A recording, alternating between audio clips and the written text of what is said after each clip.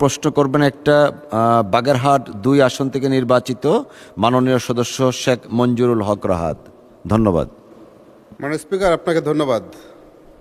আমি মাননীয় মন্ত্রী মহোদয়ের কাছে প্রশ্ন রাখতে চাই। বাগেরহাট জেলায় একটি 750 আসন বিশিষ্ট জেলা শিল্পকলা একাডেমি রয়েছে, যেটা 4 দল যখন বাংলাদেশের দায়িত্বে ছিল 2006 সালে প্রতিষ্ঠিত হয়েছিল।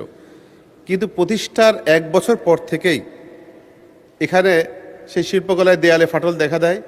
এখন পর্যন্ত সেখানে অপরিত্যক্ত অবস্থায় সেই ভবনটি রয়েছে, কিন্তু প্রশিক্ষণার্থী প্রায় 256 জন এখনও প্রশিক্ষণরত, যারা অন্যত্র তাদের প্রশিক্ষণ গ্রহণ করছে। এই ভবনটি 3 তলা বিশিষ্ট প্রশাসনিক প্রশিক্ষণ ভবন, যেটা নির্মাণ অত্যন্ত জরুরি। ইতোমধ্যেই কয়েকবার সার্ভে করে সেটাকে কন্ডেম ঘোষণা করা হয়েছে। বৃষ্টিতে পানি প্রবেশ করার কারণে মূল্যবান মালামাল নষ্ট হয়েছে, সাউন্ড সিস্টেম লাইটিং ব্যবহার অনুপযোগী।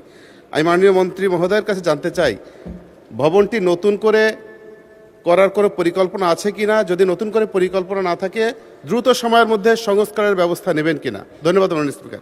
ধন্যবাদ মাননীয় সদস্য। মাননীয় মন্ত্রী। হ্যাঁ, ধন্যবাদ মাননীয় সংসদ সদস্য।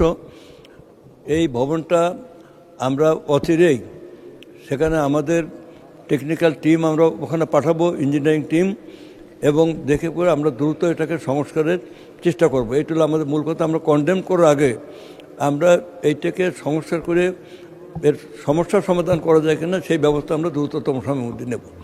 আপনাকে ধন্যবাদ মাননীয়।